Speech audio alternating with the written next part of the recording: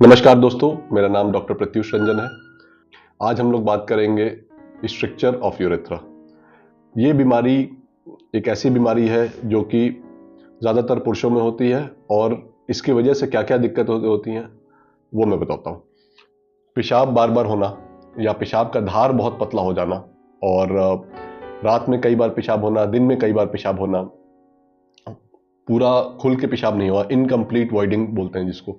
और स्ट्रक्चर होता क्या है, हमारा हमारा जो यूरिन निकलता है किडनी से बनता है, किडनी से बनते हुए यूरिन, ये इस मॉडल को देखिए, किडनी से बनते हुए यूरिन आता है यूरेटर नाम के स्ट्रक्चर में, जो कि एक पतला सा ट्यूब होता है और वो इकट्ठा होता है यूरिनरी ब्लैडर में, जो कि एक बैग जैसा होता है जिसमें यूरिन इकट्ठा होता है, जो हमारे पेड़ों में होता है। और वहां से ये मेल्स में एक पेनिस के रास्ते से, पेनिस के बीच में यूरेथ्रा होता है और इसी यूरेथ्रा के रास्ते से यूरिन बाहर निकलता है।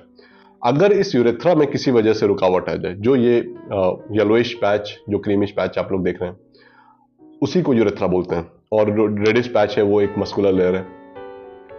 अगर इस नली में रुकावट आए किसी भी वजह से, तो उसमें पेशाब ठीक से नहीं निकल पाता है, खुल के नहीं हो पाता है पेशाब। जो पेशाब दूर गिरता था पहले, जब यूरेथ्रा ठीक था, वो पैर के पास आना शुरू हो जाता है। तो ये किसी भी एज ग्रुप में हो सकता है। जैसे प्रोस्टेट के बारे में हमने पिछले वीडियो में बात किया था कि यूजुअली ये 55 एंड अबव ईयर्स में होता है। ये यंग इंडिविजुअल में हो सकता है, ज़्यादातर यंग इंडिविजुअल में ही होता है। इसके होने के कई सारे कारण हैं।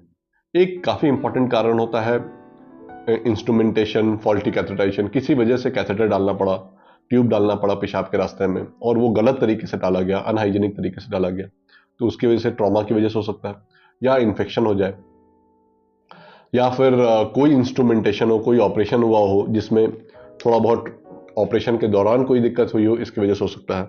और भी कई सारे कारण होते हैं जिसकी वजह से ये होता है। ये सबसे इंपॉर्टेंट कारण है। इसके जांच के लिए हम लोग अल्ट्रासाउंड बेसिक जांच, एक सीबीसी किडनी फंक्शन टेस्ट, इसके अलावा सबसे इंपॉर्टेंट जांच होता है दो जांच, एक यूरोफ्लोमेट्री और एक यूरेथ्रोग्राम।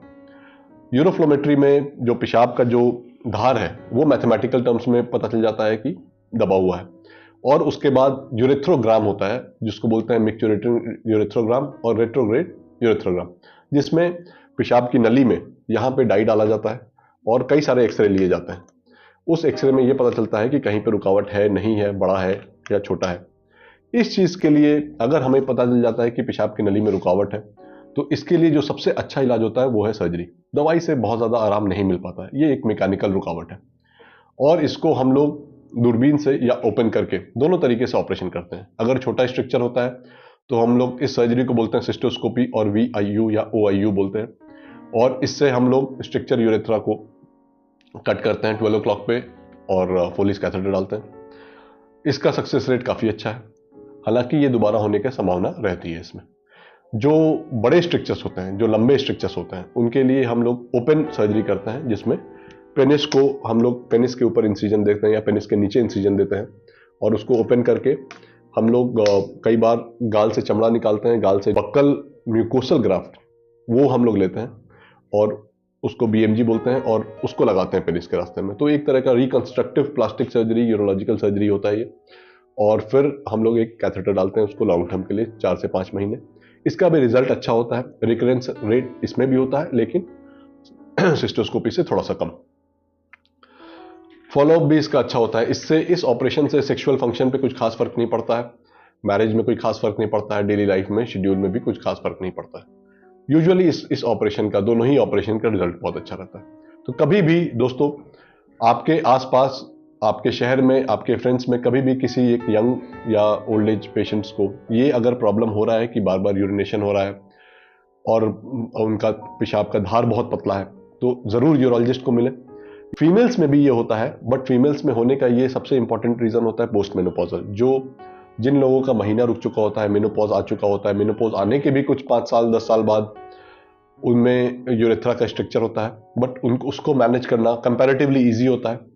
उनका सर्जिकल प्रोसीजर कंपैरेटिवली ईजी होता है, और ये मेल से थोड़ा सा कम प्रॉब्लमेटिक होता है, कम फ्रीक्वेंसी में होता है, और इसके लिए भी सर्जरी होती है और काफ़ी अच्छा रिजल्ट होता है इन दोनों में ही। तो दोस्तों आज के लिए इतना ही, और नेक्स्ट वीडियो तक आपका इंतज़ार कीजिए। और कोई भी क्वेश्चन होता है तो इस यूट्यूब चैनल के नीचे आप कमेंट कीजिए, हम लोग कोशिश करेंगे कि रिप्लाई करें। अगर किसी को फ़ोन करना है तो आप गूगल पे life care hospital Rahiyawa Chhapra search कर सकते हैं, या फिर मेरा नाम डॉक्टर प्रत्युष रंजन छपरा सर्च कर सकते हैं, और उसमें मेरा नंबर आएगा, डायरेक्टली फ़ोन कर सकते हैं। मेरे स्टाफ या मैं मेरे में से कोई उठाएगा और आपके क्वेश्चंस का जवाब देगा।